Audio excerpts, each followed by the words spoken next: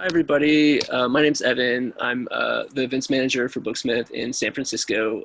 Tonight, we're here to celebrate the new book by Stephen Haff, Kid Quixotes, a group of students, their teacher, and the one-room school where everything is possible. We're very happy to have Stephen here with us tonight.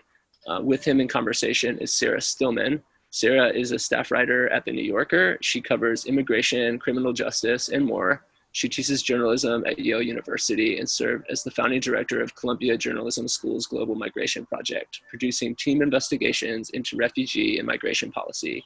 For The New Yorker, she's written on topics ranging from civil asset forfeiture to debtors' prisons, and from Mexico's drug cartels to Bangladesh's garment factory workers. She's a 2016 MacArthur Fellow. Stillman recently won a National Magazine Award for public service for No Refuge, which is an investigation documenting more than 60 cases of asylum seekers and other immigrants deported to their deaths. She's now working to expand this collaboratively reported database, documenting the fate of US deportees around the world, from Somalia to Cambodia to Iraq. So happy to have you here, Sarah. Thank you for joining us. Before I turn it over to Sarah, Sarah will introduce Stephen. I just want to say that Kid Quixotes is available now from Booksmith. I know it says that we're out of stock on the website, but that's not the case. We're shipping directly from the warehouse to your house.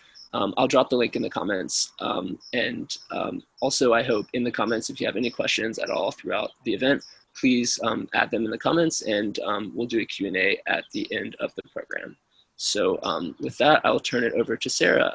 Thank you all so much for joining us. Thank you, Sarah. Thank you. No, we have so much to talk about. You can see all the little blue tabs I have because this book, Kid Quixotes, will like break your heart open. And I'm just so grateful to get to be part of this conversation today with Stephen. So I'll do a quick introduction, then we can dive into conversation, and then we'll be doing the Q&A.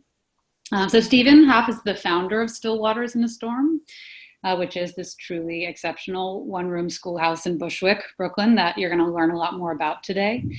And he taught before that at Bushwick High School for nearly a decade. And before that, did an MFA at Yale and went on to teach theater in New York and Vermont in Canada. And so I think we'll talk a little bit, Stephen, today about how that diverse kind of teaching and theater background wound up manifesting in some of the work that you're doing today and the work that informs the book, but in particular about what I would argue is the pretty radical pedagogy embodied in the book, which is really a pedagogy of deep listening and deep anti-oppression work. So I was thinking about how meaningful it feels to be having this conversation right now amidst a pandemic and amidst this moment, as the Booksmith folks alluded to earlier, of police violence and Black Lives Matter movements in the streets, because I would argue Kid Quixote is really this kind of model both for getting outside of loneliness and building community, and also this model for really uprooting oppression in the work you do. So as I turn it over to you to read, I just want to quickly say that the way I first met you is that you invited me to come read a New Yorker piece of mine to kids in the schoolhouse at Still Waters. And you asked me to read a piece I'd written about children from Central America who traveled by themselves to reunite with their parents in New Jersey and who got extorted and kidnapped along the way.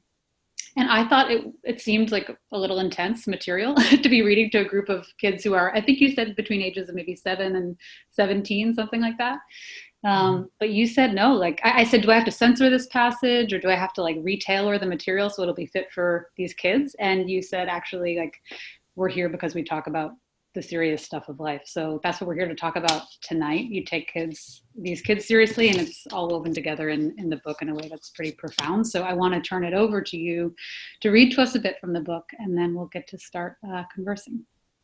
Great. Thank you, Sarah. And thanks to Evan and Booksmith for having us. So I'm going to read a passage, about a 5-minute passage from the book, and I'll set up the context for you. This passage happens in the fall of 2016, just after the election. We're at Still Waters in a Storm, which is my one-room school in the Bushwick neighborhood of Brooklyn, a neighborhood of predominantly Spanish-speaking immigrants and refugees. 4 tables have been pushed together in the middle of the room. a group of kids ages 5 to 17 whose families came here in desperation from Mexico and Ecuador are sitting around the tables facing each other. The one rule in this group is everyone listens to everyone.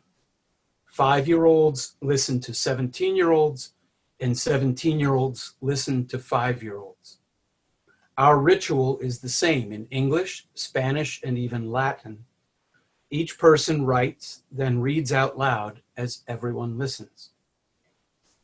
We're working on our Kid Quixote project, which continues today, 4 years later, collectively translating and adapting the novel Don Quixote as a series of brief bilingual musical adventure plays.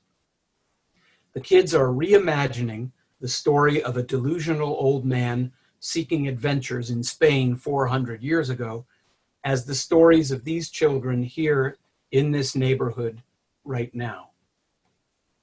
The kids have been writing about voyages because the Quixote is, after all, a road trip. One girl, Sarah, 7 years old, has been especially shy. She never reads her work out loud. This is her breakthrough.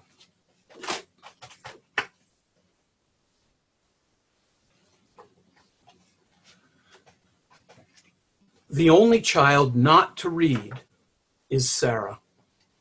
For the first 2 months of the Traveling Adventures project, she has been quiet during class. When asked to read her writing to the group, she has shaken her head no. Sarah has been coming to the Stillwaters writing class on Saturdays since the spring when she was 6 years old, but she has yet to read aloud her own work, always asking a volunteer or another kid to read for her and to protect her privacy by not revealing her name. The Quixote group is about half the size of the big writing class, and there's nowhere for her to hide anymore, so she simply refuses.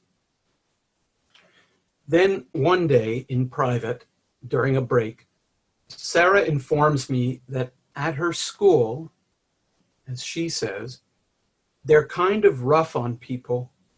Everything you say is only right or wrong.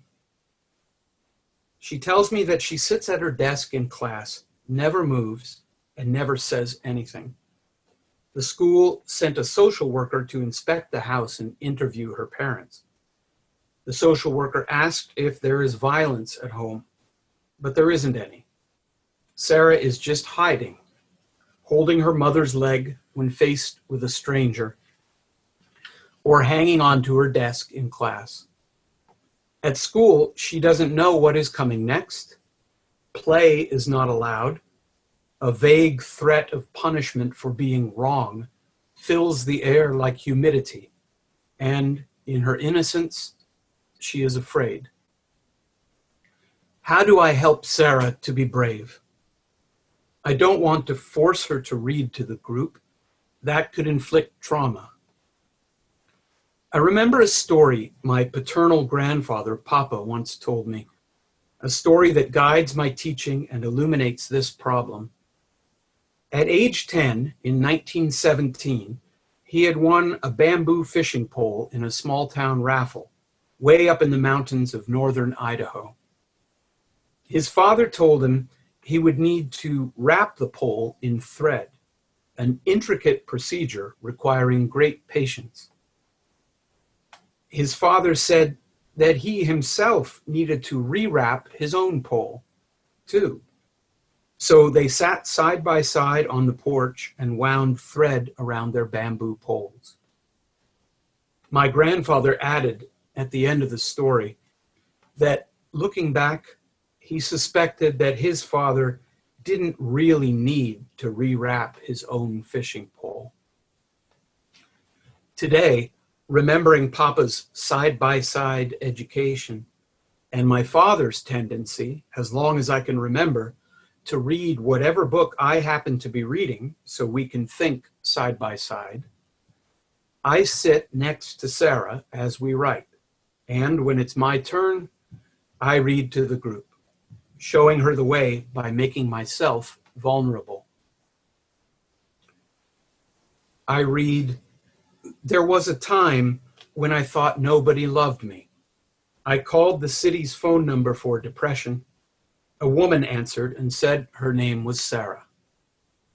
Our little Sarah at Stillwaters looks up, and there is that face again, eyes and mouth wide open at the coincidence of names.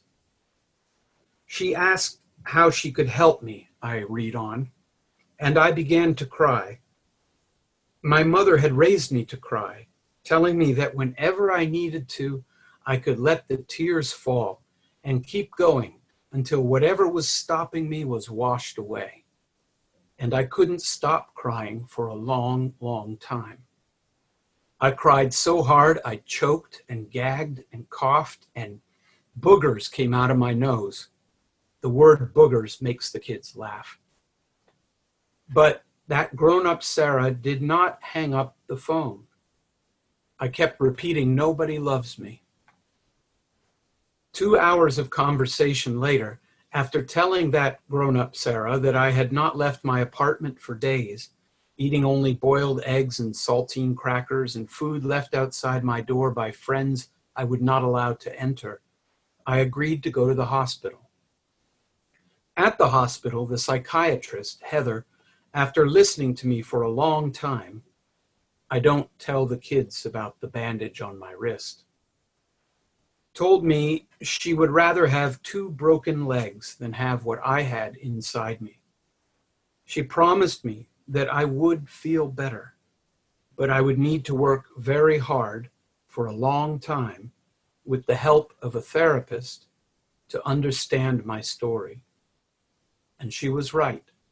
The more I told my story, the better I understood myself, and the more peaceful I felt in my heart. I want the kids, especially the reticent Sarah sitting beside me, to know that here, in this room, in our sanctuary, it is safe to be vulnerable, which comes from the Latin for able to be wounded, because here, nobody will wound you. Here, you can breathe. No one will drop from the sky and carry you away. After weeks of refusing and listening and watching with those bottomless black eyes, as other children and grown-ups read their stories, on this one day, this day of vulnerability, Sarah, daring beyond daring, raises her hand, is called on, and begins to read. My mommy rode across the desert on the back of a tiger. That's how she came here from Mexico. At first, nobody speaks. Then, they can't stop asking questions. These questions are born not from doubt, but a love of adventure. Really? Yes, really, she told me in Spanish at bedtime. How long did it take for them to get across the desert? 2 weeks. How did they cross the border? They came to a very high wall. It went as far away as they could see, to the left and to the right. The tiger said, "I can't jump over the wall. You need to carry on alone now." My mommy said, "I know you can do it. You have very strong legs." My mommy held on to the fur of the tiger's neck. The tiger moved its head up and down and crouched and wiggled its butt. The kids all laugh. Every time they hear the word butt with 2 T's or 1 T, they need to laugh. Then it jumped over the wall. My mommy almost touched the moon. The tiger said, "I did it." My mommy said, "Yes, you did it for sure." I say, "My cat moves her head up and down before she jumps up onto the refrigerator." "Wow," says Sarah, "that's high up." The kids have more questions. The room is jumping. How did they eat? The tiger knew where to find water and rabbits and cactus fruit and how to step away from snakes that were hiding under the sand. How did they get to Brooklyn? They walked all the way to Brooklyn, through the desert and the forest and the fields and the ghost towns and the swamps. Sarah speaks faster and louder as she goes, releasing a horizontal avalanche of words. Nobody tried to stop them? No. When they reached the city, they stayed on dark streets with not a lot of people. The shadows protected them.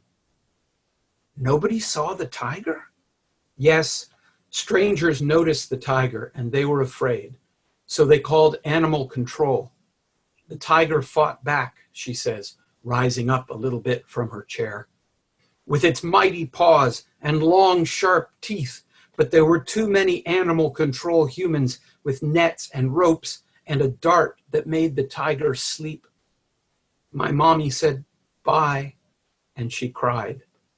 Her tears made lines on her dusty face. Sarah is now speaking in tongues, possessed and transported by the visions she has inherited from her mother. My mommy was sad for the tiger and sad for herself. She missed Mexico out in the fields. She missed the dirt between her toes and the wide open heavens above, more full of stars than darkness. Here in Brooklyn, the buildings blocked most of the sky. The electric lights erased the stars, and her feet, still bare, were punished by the unforgiving concrete. The tiger cried too, quietly, as it was falling asleep, and said, goodbye. Animal control took the beast away in a cage inside a truck. There is an awestruck silence in the room. What language did the tiger speak? Asks a teenager named Lily. Spanish. My mom didn't know English then. Time's up for today, I say. Thank you, Sarah. Good job, everyone. See you next time. As the kids walk out the door, they look stunned, as if they had just met God. Thank you. Wow. Thank you, Stephen. That is such a powerful passage, and it gets at so much that's worth talking about, kind of where you began with this question of how you create space for vulnerability and how you inculcate courage in the classroom. So I think that passage is a great jumping off point for helping people understand, like, what is this one-room schoolhouse model that makes it possible for stories like that to come to the fore? Can you walk us through, like, literally how does it work, and how especially does the motto, which you mentioned, which is everyone listens to everyone, which can sound simple, but I'd love if you could unpack that and unpack the basic model of the schoolhouse. Sure. So the one-room schoolhouse to me means a group of people in the room who are not segregated by age or by any other criteria. So you got all the ages together, all looking out for each other, all learning from each other. And it's, in my thinking, it's like a Stone Age tribe might have been. That our brain now is the same brain that we had in the Stone Age. And this brain evolved in a situation of a tribe or an extended family or perhaps a small village. And I think that's how we're wired. And that's what we need right now, is that sense that the whole family is together. And everyone in the family has a role to play, and we're all looking out for each other. And it's remarkable how peaceful everybody becomes and joyful once the whole family is there together. I used to teach at Bushwick High School for a number of years, and part of the problem, at least as I saw it, was that the kids were separated in different rooms according to their age. So I would have a room with 30 14-year-olds all together. And that was really difficult. And I think it was difficult because, and the kids acted up because they couldn't get what they most needed, which was loving attention. We're meant as teachers to serve in loco parentis, in place of the parent. But what parent ever in the history of Earth has had 30 14-year-olds all at once? I mean, no, it's impossible. It's absolutely impossible. So of course kids are in distress. They can't get what they need. And school absolutely is a huge part of raising children in our culture. They're there like 6, 7, 8 hours a day, and then they go home and do homework. This is a major, major part of their life. And they're growing up in a kind of a distorted and unnatural way. So they'll do almost anything to get attention. And so when I had to leave the public school system because I had a massive mental breakdown, and I was diagnosed with bipolar depression after that, I wanted to return to teaching, but I wanted to do it in a way that was healthy for me as well as for the kids. So I invited my old students to come meet with me at my apartment. And I told them they could bring their cousins, their friends, some of them had children of their own at that time. So everybody was welcome. And that all we were going to do is write and then listen to each other read out loud and then have a conversation, not a critical conversation, just talking about the story that we just heard. So that became really, really popular. Everyone just loved it. And, we'd taken away all the apparatus of school, like report cards with grades and exams, especially standardized tests. We took away all of that, everything that's stressful. And we had in the room little kids and teenagers and college students and adults all together. And the problems of discipline in the classroom, of behavior, disappeared. They just vanished. And back in the school system, control is a high priority. And I'm not saying that there's anything wicked in that design, only that it's a necessity because of the way things are arranged. You've got kids who are desperate for attention, not getting what they need, not even close. And so there's all of this trouble with trying to manage that population and control them. And then that becomes the struggle. That becomes most of the effort and the time that you spend is somehow keeping this impossible situation under control. When if you just structure it the right way, that's not a problem anymore. People's natural desire to care and be cared for is fulfilled. And so that's where that comes from, that idea of the one-room schoolhouse and working across all ages together. Yeah, I'd love to talk about one form of work that you do there, which is the Don Quixote reading, translation, transforming that into these adventure plays that get performed around town, at least pre-pandemic. I'd love if you could just start by telling us, how did you all decide on Don Quixote? Why that text for a group of children? Well, first of all, it's a great book. It's probably the novel that made all other novels possible after it. So it's one of those stories that after you've read it, you see it everywhere in life.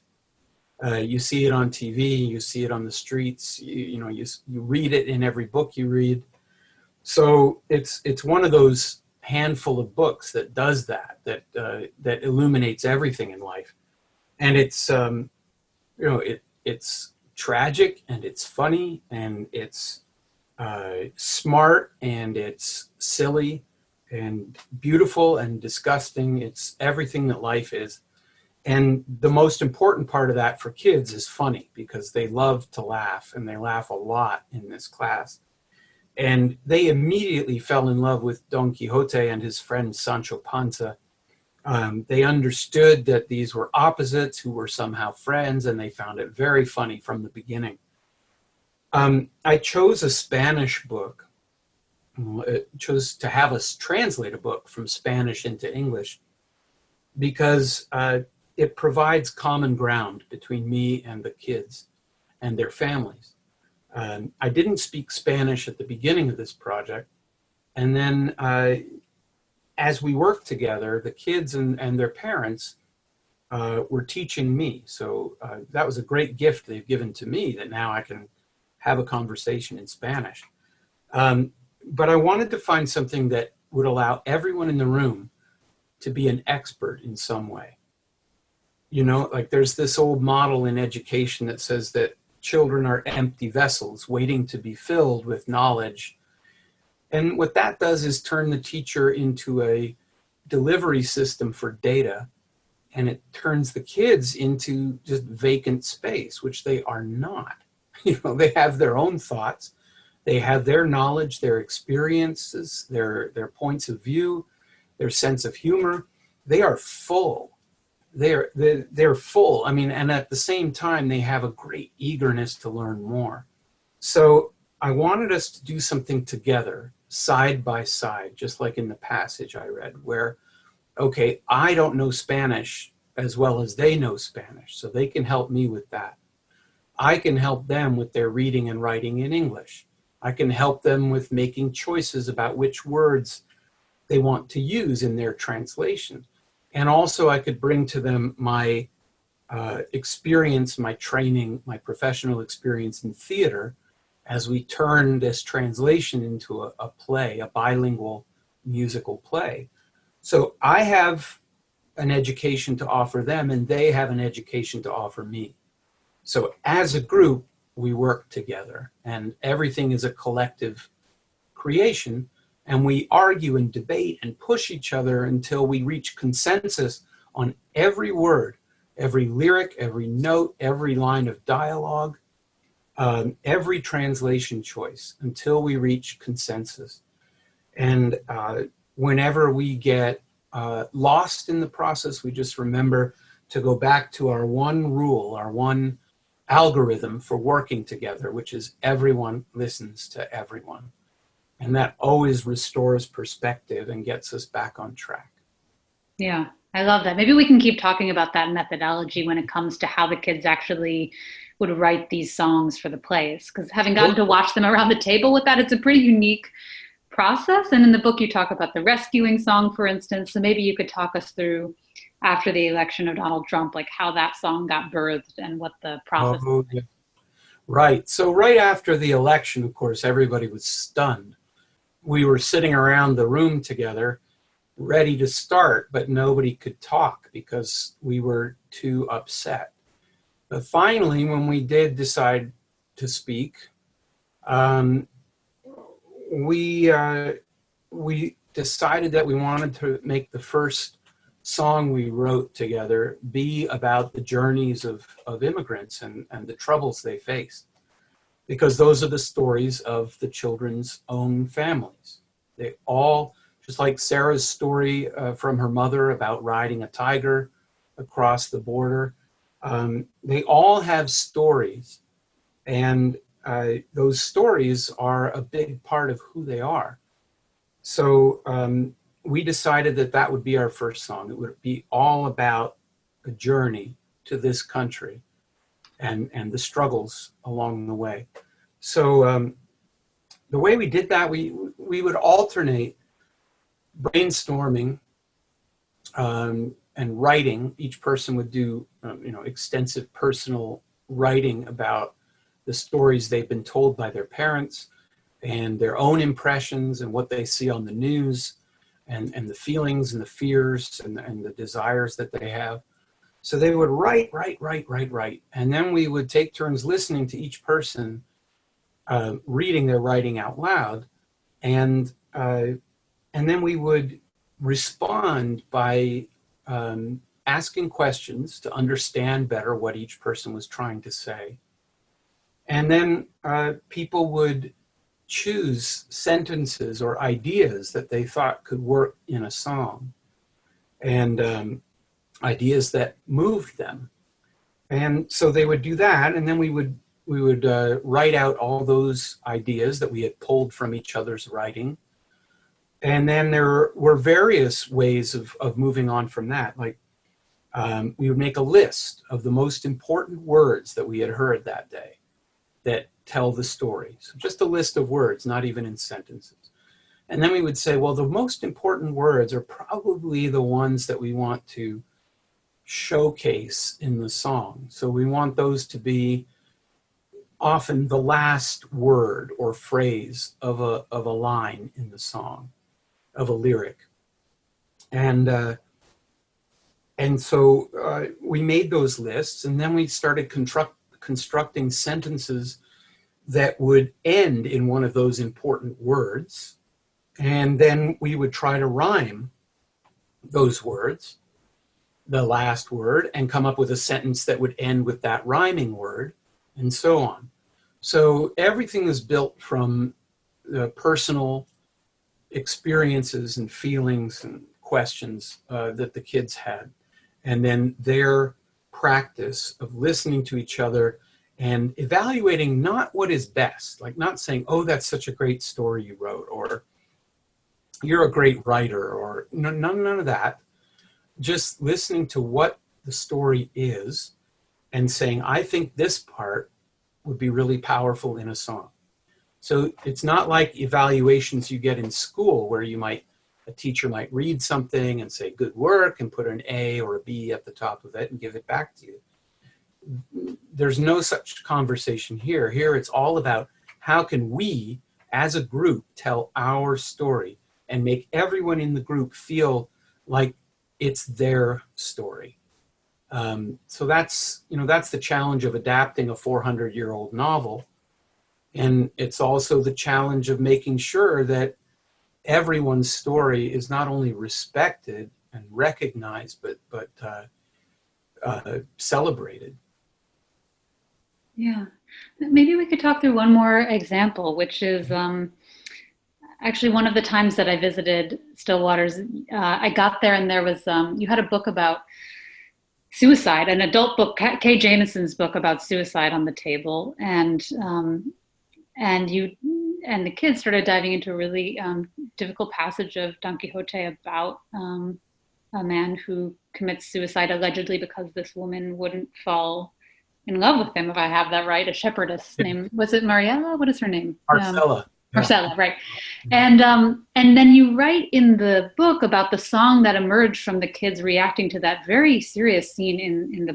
I'm wondering if you could talk me through, like, how did you figure out that kids could take on material of this sort? Because honestly, being in your schoolhouse feels like being in a college seminar in terms of like the gravity of what people are taking on, kids are taking on. And so I'm wondering about that, especially in the context of mental illness as well, because you did bring up in the passage you read some of your own struggles in that regard. So I'm wondering if you can talk to us about those themes and how you figured out how to navigate them with the kids. Sure. Well, I found out very early that the kids could handle talking about dark or difficult subjects because they chose to tell me such stories. They told me about what they were afraid of. I mean, right after the election, I think it was the Legal Aid Society was handing out papers that summarized what the rights of immigrants are and how to deal with it if somebody comes to your door, if like ICE, the immigration police come to your door, what do you do? Because all of a sudden everybody, I mean, life was not easy before that election, but all of a sudden it just became hell. So, this was what was on everyone's mind, was these this profound fear. I'm going to be taken from my mother. I'm going to be separated from my brothers and sisters. And this is what was on their minds. And they carried it around with them. And when I told them that, you know, they could trust each other and trust me, and that it was important for them to talk about what they most needed to say, that's what they said. They told me those stories, which are stories of a trauma that even in my suicidal struggles with bipolar disorder, there is no match. There's no way that even my struggles match theirs in intensity or profundity, or you know, the never going away fear that your life is going to be ripped apart. So I listened to them, and I took my cue from them, and then I decided to bring in my knowledge and my experience as well, to give them a kind of a wider view of trauma and mental and emotional suffering, because that's something I wish that when I was a kid, I had learned about.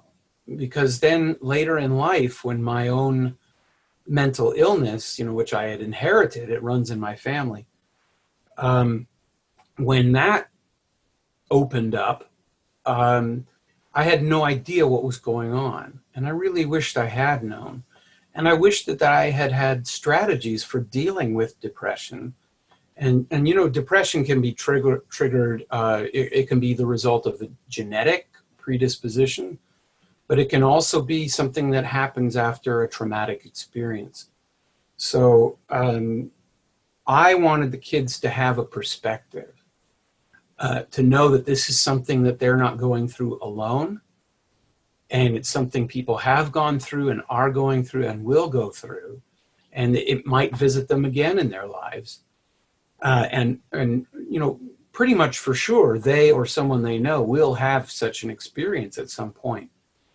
So I was just trying to offer them what I know. You know, whenever I have a chance, when something I've lived through can be a benefit to them, I'll tell them. And they just, I mean, as you know, on that day, they listen to it, they talk about it, and then they refer back to Don Quixote and decide that there needs to be a song about this, because it's so painful. And the way our brilliant composer, Kim Sherman, the way that she put it to them was, a song happens when words are not enough. When the words can't get to the place you want to get emotionally, music can do that. So we decided that scene in the book where the young man he's already committed suicide, and his friends are going to pay tribute to him and bury him. And then at the burial, the woman who they all blame for his suicide shows up.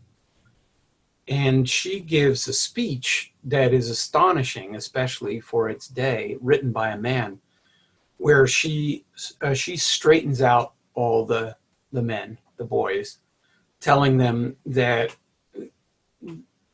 nobody else decides for her who she will love, and that it's her life, and she is the ruler of her own life.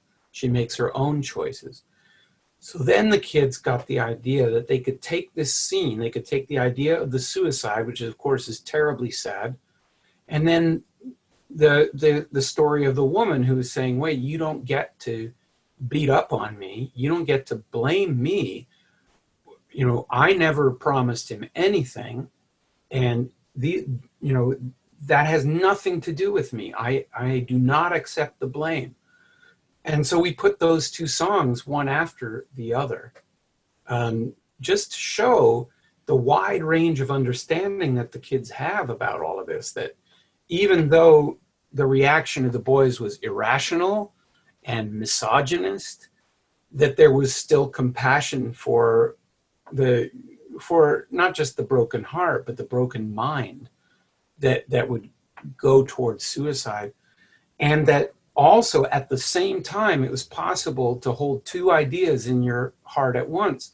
The other one being that a woman, a girl, like all the girls in our group, is the ruler of herself. And that became the title of the song, that was based on an essay that one of the teenage girls in the group wrote during class, about all the ways in which other people rule her life and how she is trying to find her own way, her own path, and make her own decisions.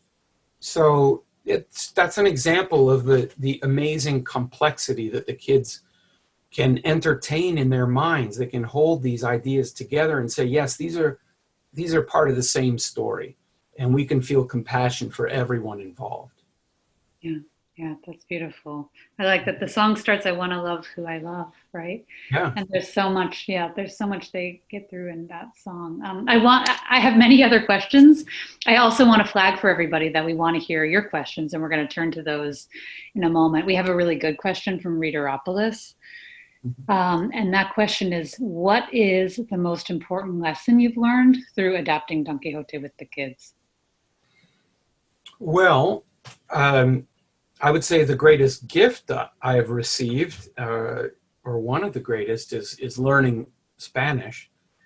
But also, from the kids, I've learned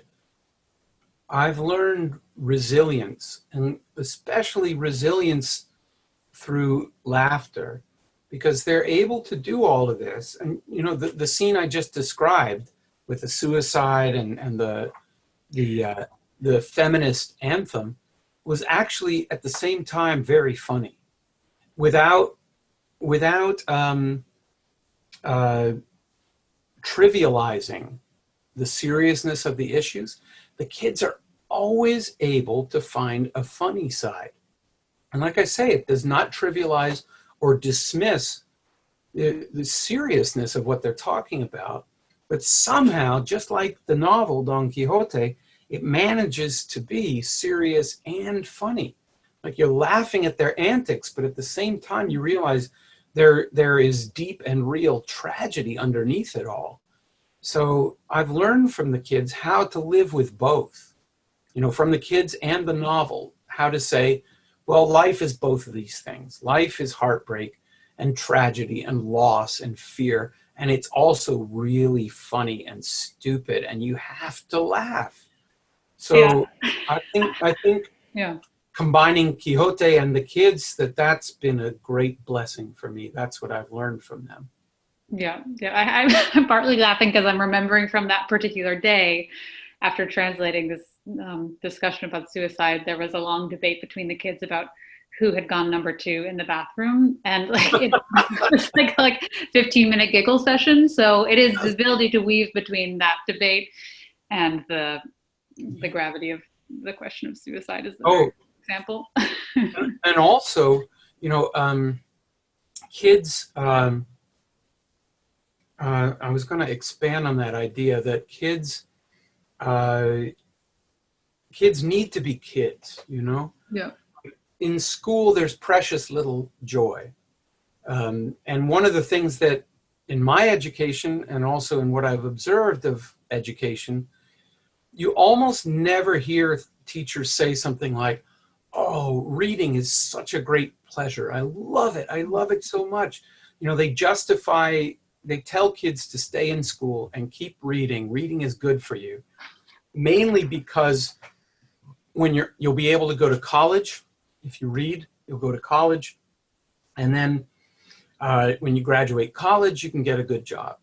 So basically what they're saying is the life you're living now as a kid doesn't really matter. It's the life of the adult down the road that matters. And I really object to that because, again, traveling back into the public school system, kids pick up on that.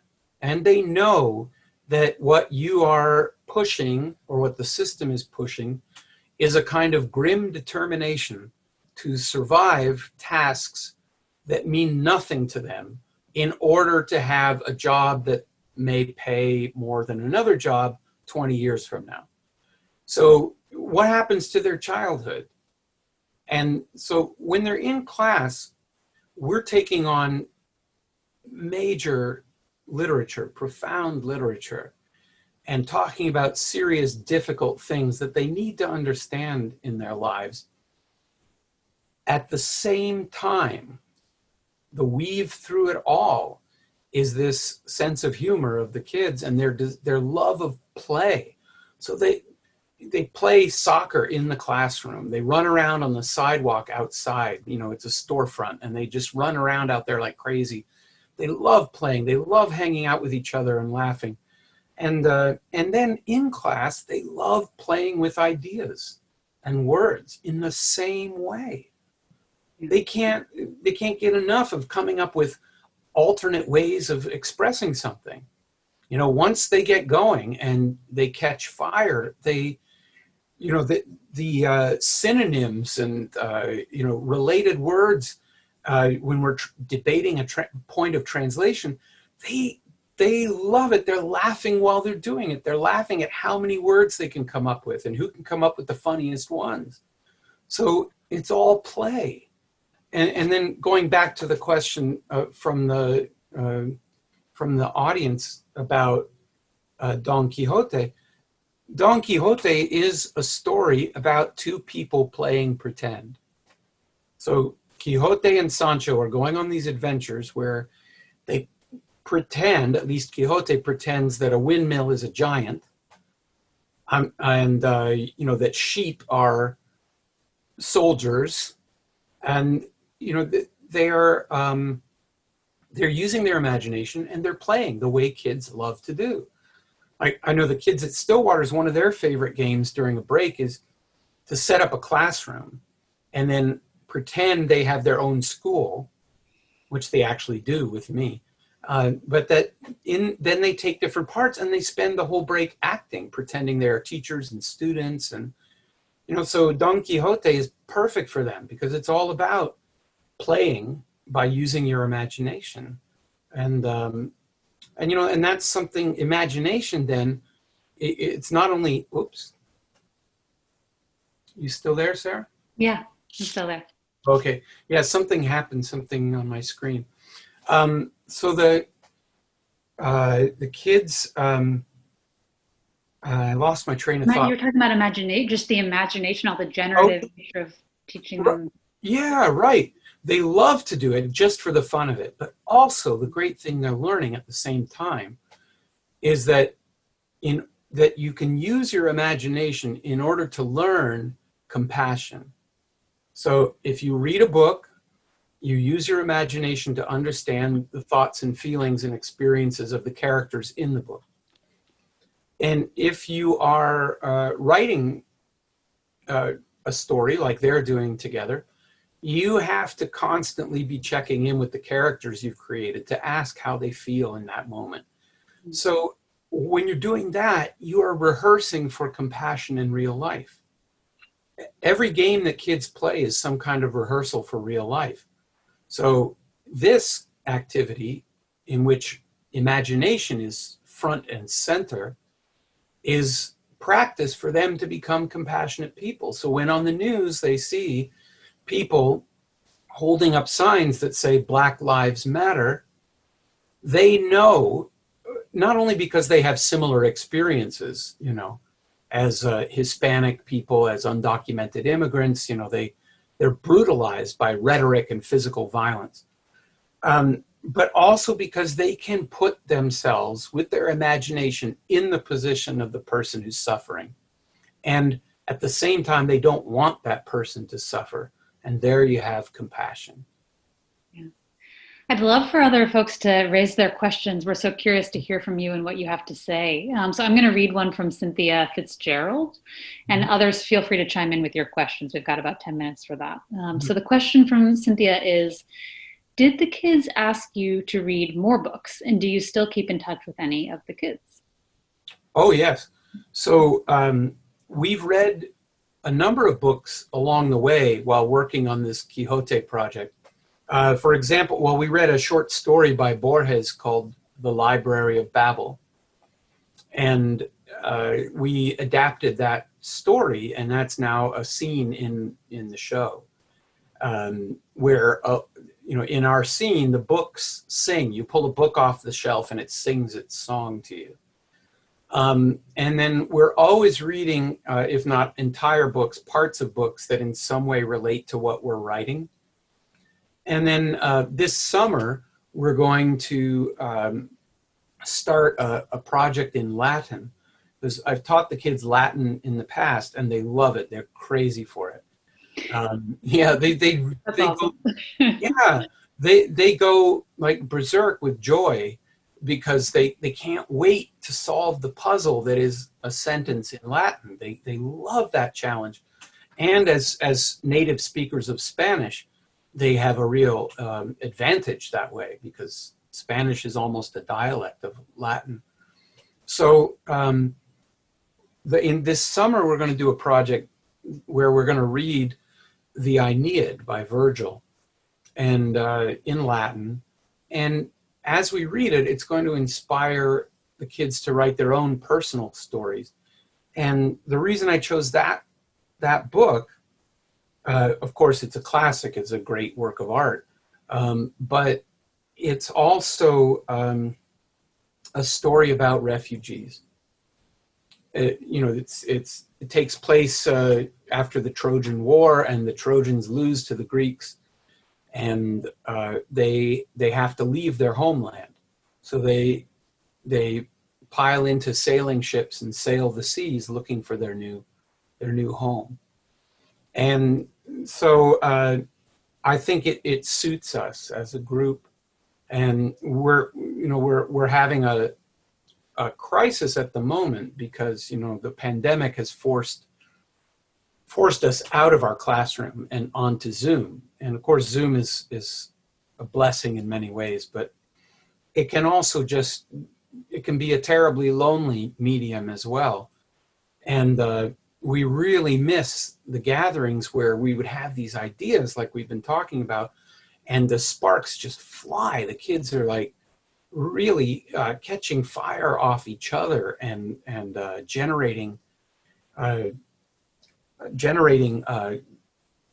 amazing amount of original thought. It's funny what Zoom can do to that process, how it can sort of create a heavy weight on top of something that has a very light spirit, and it becomes laborious and less joyful. So we've agreed that we're going to pause for now and come back in the fall and see how the world is in the fall.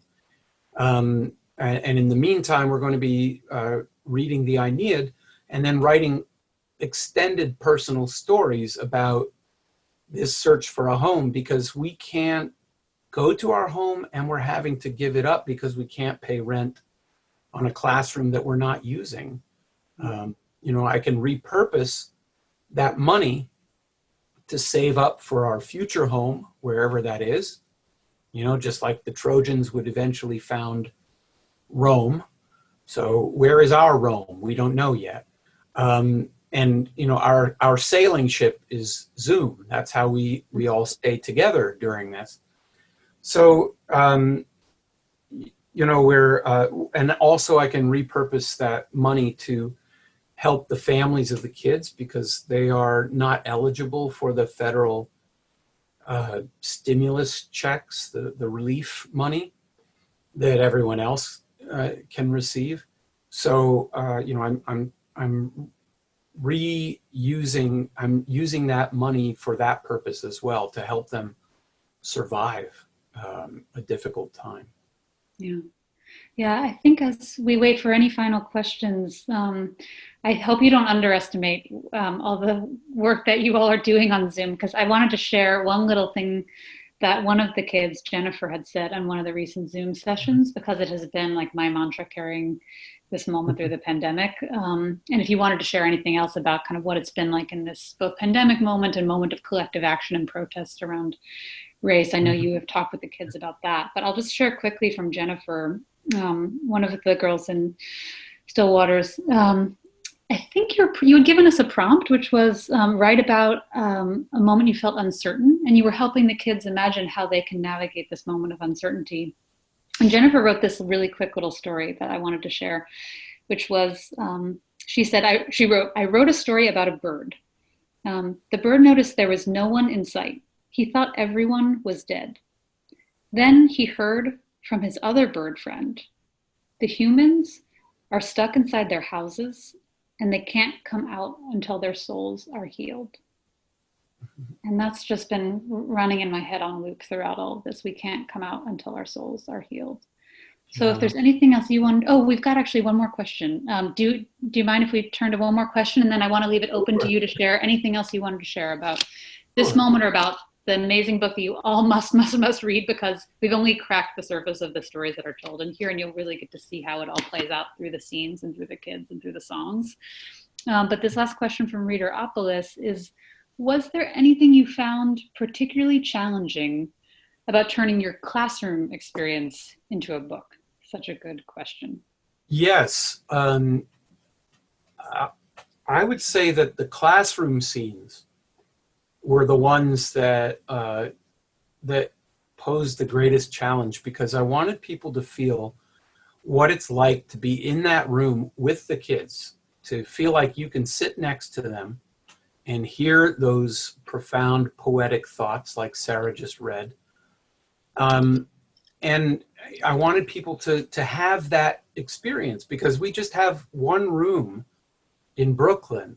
So it's not possible for many thousands of people to come to that room. But what happens there, I believe, is based on ideas that can help in many different settings, not just education even. So I wanted people to know what that feels like. That was my top priority. So I worked really hard on those scenes. And, you know, in order to do that, I had to sit alone and just sort of summon the voices of the kids, because I know them so well, right? I mean, we've known each other for many years. And some of the kids who are now joining it weren't even born when we started this. So there's this great sense that we are this kind of random family. And I wanted readers to feel that. I wanted them to feel like they too can belong here. I mean, the issue of belonging is especially acute and intense for migrants and refugees, people coming to a new country, surrounded by people who speak a different language. You know, that's all really difficult. But in this room, in this classroom, they have a place where they really do belong and they feel safe. And I wanted people to know what that can feel like, because most of us have been through probably a fairly typical education system. And I love public education. It's a very important ideal, and I don't want it to die. But I think there's a way that it can fulfill its promise by being more public, by being more inclusive, and in the way that I'm describing, restructure it so everybody is together.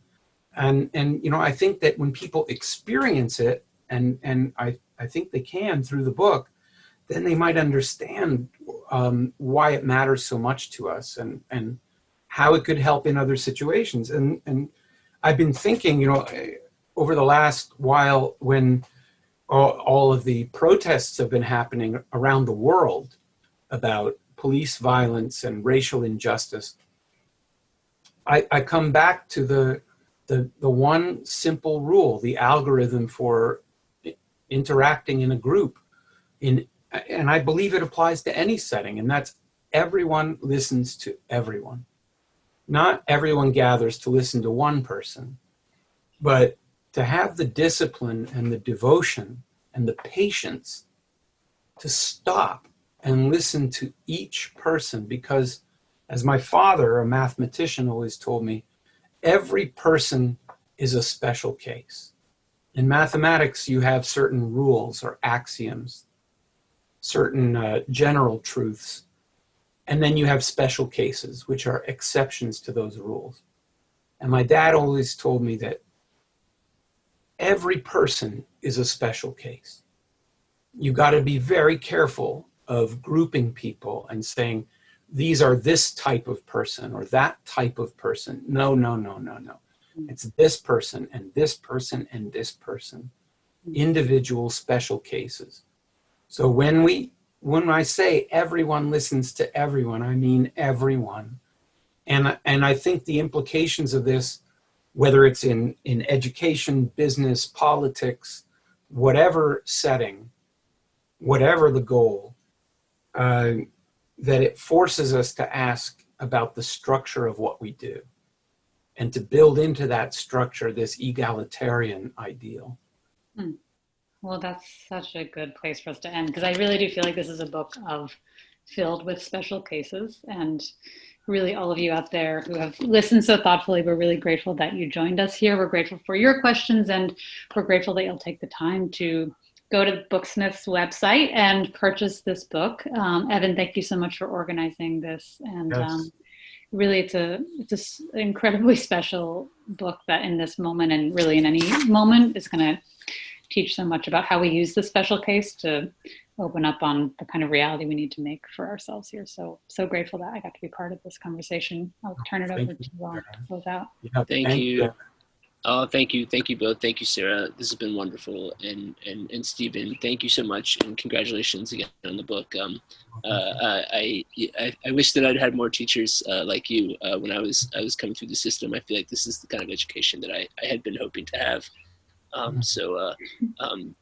Congratulations, but more importantly, thank you for doing this important work.